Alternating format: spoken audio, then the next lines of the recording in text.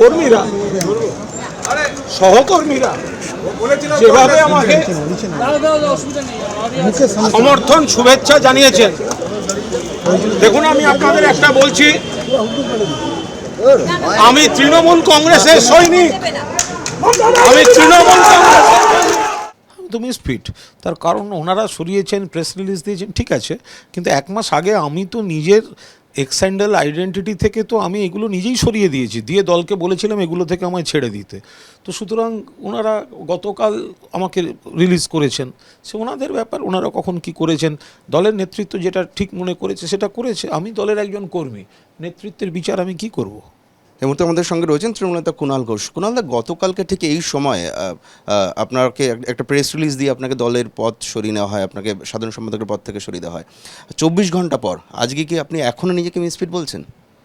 তো মিসফিট তার কারণ ওনারা সরিয়েছেন, প্রেস রিলিজ দিয়েছেন, ঠিক আছে, কিন্তু এক মাস আগে আমি তো নিজের এক্সট্যান্ডাল আইডেন্টিটি থেকে তো আমি এগুলো নিজেই সরিয়ে দিয়েছি, দিয়ে দলকে বলেছিলাম এগুলো থেকে আমায় ছেড়ে দিতে। তো সুতরাং ওনারা গতকাল আমাকে রিলিজ করেছেন, সে ওনাদের ব্যাপার, ওনারা কখন কি করেছেন, দলের নেতৃত্ব যেটা ঠিক মনে করেছে সেটা করেছে। আমি দলের একজন কর্মী, নেতৃত্বের বিচার আমি কি করব। তাপস রায় সম্পর্কে আপনি যে সুখ্যাতি করেছিলেন যে রক্তদান শিবিরের মঞ্চে দাঁড়িয়ে, আজকে দাঁড়িয়ে কি তাপস রায় সম্পর্কে আপনার অবস্থান একই রয়েছে? একই রয়েছে, কেন চেঞ্জ হবে কেন? তাপস রায় তৃণমূল কংগ্রেসে ছিলেন, দক্ষ নেতা, দক্ষ বিধায়ক, তার দরজা সবসময় খোলা থাকে কর্মীদের জন্য, সাধারণ মানুষের জন্য। দুর্ভাগ্য যে তিনি অন্য দলে চলে গেছেন, আমাদের প্রতিপক্ষ দলে গেছেন। আমরা চেষ্টা করেছিলাম ওকে রাখতে, কিন্তু উনি চলে গেছেন। এখন এটা আইডিওলজিক্যাল ব্যাটল। আমাদের প্রার্থী সুদীপ বন্দ্যোপাধ্যায়, আমি এটা কালকে পরিষ্কার বলেছি, এতে এই নিয়ে কার কী সমস্যা আছে আমি কী করে বুঝবো? কত রকম অতৃপ্ত আত্মা ঘুরে বেড়ায়। কিন্তু তাপস রায় যেহেতু এখন বিরোধী দলের প্রার্থী রয়েছেন, সেই যে লোকটা এত বছর আমাদের দলে ছিল, যাকে আমি দাদার মতো দেখি, যে আমাদের লিডার ছিল, সে এতদিন ভালো ছিল, আর অন্য দলে চলে গেছে বলে আমি তাকে খারাপ বলবো, এটা আমি কি করে বলবো? আমি বলতে পারি এটা রাজনৈতিক লড়াই, নীতির লড়াই। তিনি তিনি খারাপ নেতা ছিলেন তো আমি বলতে পারবো না। তিনি লোকের সঙ্গে পাবলিক তার কাছে অ্যাক্সেস ছিল না, এটাও আমি বলতে পারবো না। আমি বলতে পারি এটা একটা পলিটিক্যাল ব্যাটেল। আনফর্চুনেট যে তিনি বিজেপিতে গিয়েছেন, আর এই ব্যাটেলে আমাদের প্রার্থী হচ্ছেন সুদীপ বন্দ্যোপাধ্যায়। আমরা সুদীপ বন্দ্যোপাধ্যায়ের হয়ে কাজ করব। আমি কেন ওনাকে কি কোন মুখে খারাপ বলবো? এক মাস আগে অবধি যে লোকটা আমাদের নেতা ছিল, আমি তাকে কীভাবে ব্যক্তিগতভাবে মানে সমালোচনা করব? আপনি কিছুদিন আগে মন্তব্য করেছিলেন যে দেব একা সৌজনের কপিরাইট নিয়ে রাখেনি। এরপর রক্তদান শিবিরে আপনি যে সৌজন্য দেখালেন বিরোধী দলের প্রার্থী হওয়া সত্ত্বেও আপনি কুণ্ঠাবোধ না করে তার সম্পর্কে আপনি সুখ্যাতি করেছেন। তো এই তুলনাটাই আপনাদের মাধ্যমে সকলের সামনে দেখাতে চাই, যে মমতা ব্যানার্জি বলছেন মিঠুন চক্রবর্তী বিশ্বাসঘাতক, গাদ্দার, আর দেব বলছে গাদ্দার শব্দটা আমি সমর্থন করি না, অর্থাৎ একেবারে সরাসরি মমতা বন্দ্যোপাধ্যায়কে কন্ট্রাডিক্ট করছে। তারপরে তাকে সতর্ক করা হয় না, কারণ সে পর্দায় 5 ফুট 11 ইঞ্চি আর ঢিসুম ঢাসুম করতে পারে, ভালো নাচতে পারে, ভালো অভিনয় করতে পারে, হিরো। আর আমরা পলিটিক্যাল ওয়ার্কার, আমাদের দেখতে সুন্দর না, সেই জন্য আমাদের উপর দমনপীড়ন চলবে? এটা কোনো কথা হলো? পলিটিক্যাল লাইন যদি হয় পার্টির, বালুরঘাটের ভোটের আগে দেব গিয়ে বলে বসলো সুকান্ত দা ভালো লোক, সুকান্ত মজুমদার সেই অডিও দেখিয়ে বেড়ালো, তো সেটাই পার্টির ক্ষতি হয় না? তখন সেন্সার হয় না, তখন ডেরেক জেগে ওঠে না, বা উপরমহল জেগে ওঠে না। তো আমি একটা পলিটিক্যাল এলিমেন্ট, আমার সঙ্গে একটা মঞ্চে দেখা হয়েছে, সেখানেও তো আমি আমাদের দলের প্রার্থীর নাম বলেছি। সেই সৌজন্যটা হলে লোকের বুকে ব্যথা হয়। এই আজব খেলা। তাহলে আপনাকে সফট টার্গেট কেন করা হলো? কারণ আমি দেখতে ভালো নই। এই ক্ষেত্রে কি যে সৌজন্যের কপিরাইট যেটা দেব নিয়ে রাখেনি, যেটা আপনি বলেছিলেন, সেটা কি বুমেরাং হয়ে গেল? কোনো ব্যাপারই না, আমি তো বলেছিলাম দেব যদি সৌজন্যের কপিরাইট তো নিয়ে রাখেনি, দেবের বিরুদ্ধে যদি ব্যবস্থা না হয় তাহলে আমি সৌজন্যের বৃষ্টিপাত দেখাবো। তো আমি সৌজন্যের বৃষ্টিপাত দেখাচ্ছি। সুদীপ বন্দ্যোপাধ্যায়ের বাড়ি থেকে আপনি চা খেয়ে বেরিয়ে এসে একটা মন্তব্য করেছিলেন যে সেই চায়ের স্বাদ আপনার মুখে লেগে আছে। এখনও কি সেই চায়ের স্বাদ মুখে লেগে আছে? আরে আমি যখন ওপর থেকে দোতলা থেকে একতলায় নেমেছি, আপনারা জিজ্ঞাসা করেছিলেন, আমি বলেছি মুখে লেগে আছে। তো এখন কি করে থাকবে? এতদিন হয়ে গেছে, থাকে নাকি? সেই চায়ের স্বাদ কি চলে গেছে?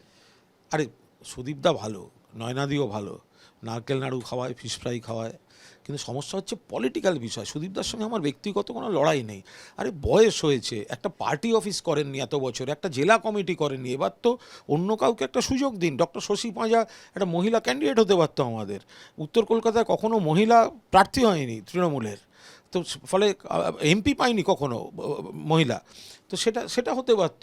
তো সেই জন্যই আমাদের বক্তব্য ছিল। বাকি সুদীপদার কী আছে, সুদীপদা একটা পুরনো লোক, তার সঙ্গে কেন তো আমাদের একটু সরে গিয়ে যদি নতুনদের একটু জায়গা দেওয়া যায়, কখনো ছাড়বো না, এটা কী জিনিস, এইটাই তো বক্তব্য। আর একটা কথা বলি, এই যে শুভেন্দু অধিকারী, ওর সঙ্গে আমার এত ঝামেলা বা বিরোধিতা, তো শুভেন্দু তো সারা রাজ্য ঘুরছে, কেন ঘুরছে? বিরোধী দলনেতা। তো লোকসভার দলনেতা লোকসভায় ঢুকে নিজেরটা এলে ঢুকে বসে আছে কেন? ইঁদুরের মতো গর্তে ঢুকে বসে আছে কেন? তার তো উচিত তাহলে লোকসভার 42টা কেন্দ্রে যাওয়া, লোকসভায় তিনি যাদের নেতা সেই এমপিদের প্রচারে যাওয়া, সেই প্রার্থীদের প্রচারে যাওয়া। তো লোকসভার দলনেতা বলবে আমি লোকসভার দলনেতা, অথচ 5 বছর যে কেন্দ্রের মানুষ তার দেখা পায় না, শুধু ভোটের সময় সেইখানে হাতজোড় করে ঘুরবেন, এটা কি পলিটিক্স? সুদীপ বন্দ্যোপাধ্যায় তাপস সারের মধ্যে আপনাকে যদি এগিয়ে রাখতে বলে আপনি কাকে পছন্দ করবেন? তৃণমূল প্রার্থী যে, আমি সবসময় তাকে এগিয়ে রাখবো। কিন্তু আপনি তো কালকে বলেছিলেন তাপস রায়কে তিনিও কোনো অংশে পিছিয়ে থাকেন না। আমি পুরো লাইনটা শুনুন।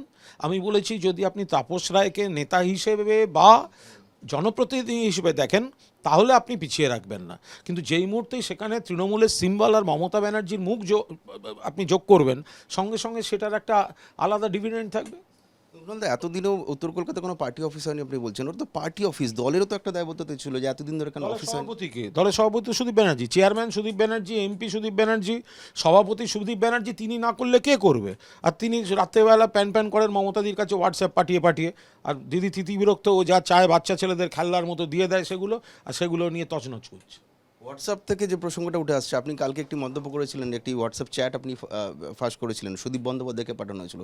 সেই সূত্র ধরে একজন ব্যক্তি তিনি ফেসবুকে পোস্ট করেছেন, তিনি লিখেছেন যে আমি সুদীপ বন্দ্যোপাধ্যায়কে একটি হোয়াটসঅ্যাপ করেছিলাম, সেটি কুণাল ঘোষ কী করে দেখিয়ে দিল। তিনি প্রশ্ন তুলেছেন কুণাল ঘোষকে আমার মোবাইল হ্যাক করেছে। তিনি আর সুদীপ বন্দ্যোপাধ্যায় একটা কয়েন নিয়ে টস করে নিন, জিতে হারে ফয়সালা করে নিন কে আমায় দিয়েছে। তিনি বলছেন আপনি কি ওনার ফোন হ্যাক করেছেন? যে পাগল ছাগলের কথার উত্তর দিন। কুণালদা, আপনি আরও একটা বিস্ফোরক মন্তব্য করেছেন যে পার্থ চট্টোপাধ্যায় যে এই দুর্নীতির সঙ্গে আমি যুক্ত। এসব বিষয়ে আজকে আর কোনো কথা বলবো না। কালকে আপনি যা যা বলার বলেছি, কোনোটাই প্রত্যাহার করিনি, কিন্তু আমি আর বিস্তারিত বলবো না। আপনি কি এখন এটা দেখবেন? কেন? আমি একমত নাহলে আমি বললাম কেন?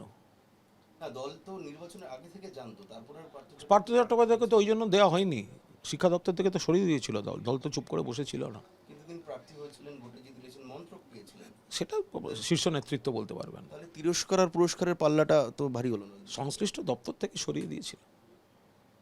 অসংখ্য ধন্যবাদ।